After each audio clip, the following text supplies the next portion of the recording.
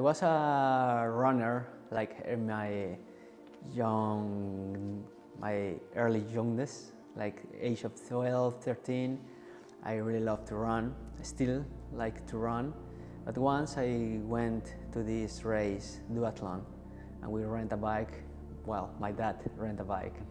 And I run and I swapped to the bike, first time in my life, like race bike.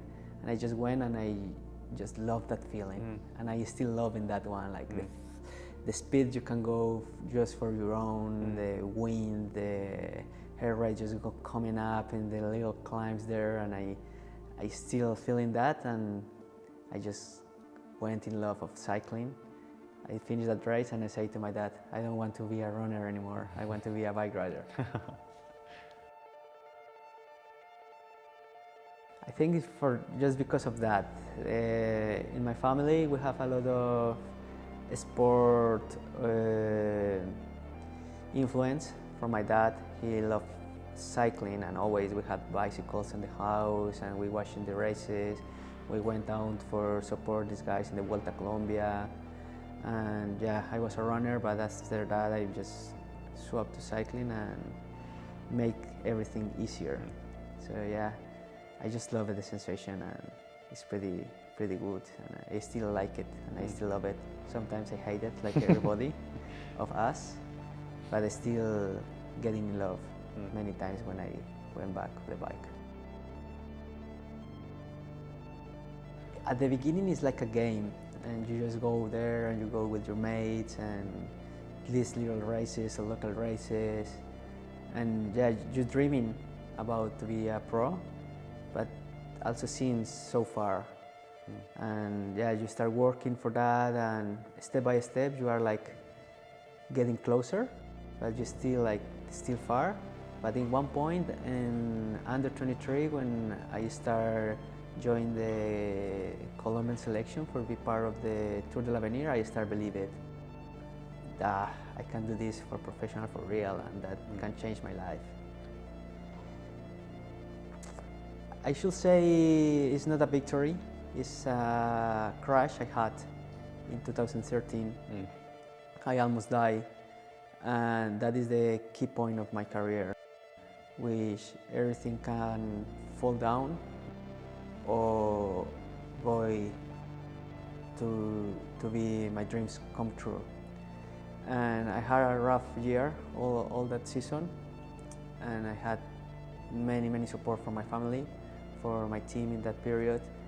And yeah, I think that year changed my life. You realize also who is in your way, who is in your corner, and I had the strength to do it for my family, for myself, and I still using that feelings in the hard moments.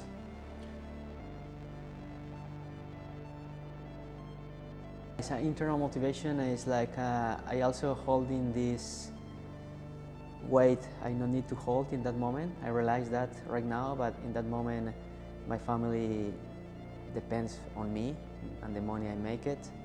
We're paying mortgage for a house, and my parents have no job anymore, so I carry all that, so I need to be strong for them. I can't show weakness to them, so that makes me a strong and fighter, and at the end, when everything coming really well, you see back and you just say like, I can do this, I can do anything, you know? If I pass through this, because my career is almost at the end, I can't move my arm and I had many surgeries and I have no clue what is going on. I just fight without horizon or without direction.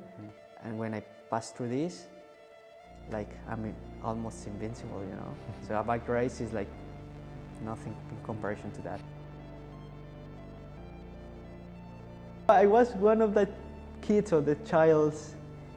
I have so much energy, and it's too easy for me what the teacher explained. So I get it in 5 seconds, and after I get bored. So I just start being noisy and just little bit bully, and because I get it just so easy what the teacher says.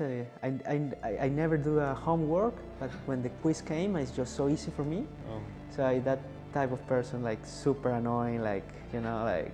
Also, I don't perform like the best, 10 to 10, but I wasn't the worst, but I never studied it. Resilient. Calm.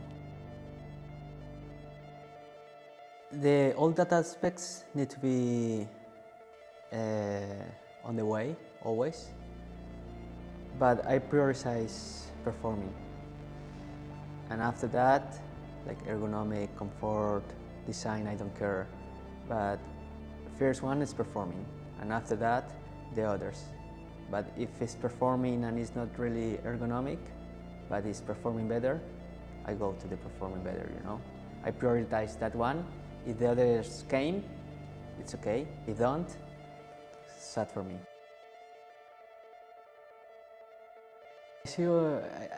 I should say I see that this process from being normal to this era, and from the UCI point and for our safety point, make a rules for that is a good move. I'm agree with doing some rules, because sometimes it's too low or you cannot drive really well the bike and it's unsafe, not for the person is on the bike, also for the other persons around. So it's a really good point that UCI make these rules, and I really like it. And yeah, like always on life, we need to do an average, you know, like don't stay like 30 years ago and also doesn't go crazy, super aero dangerous. We have the middle, but always we need to keep moving, and the life never stay in one way. We need always be adaptable, and the UCI need to be adaptable, us need to be adaptable, everybody. For me, the more important one, we have 3 points actually to touch on the bike. That too, and the pedals. For me, the more important one is the saddle. You need to be in a really well position where you can produce your maximum power. And that came, the second one is the handlebar. And the second one need to be in the same direction to the first one.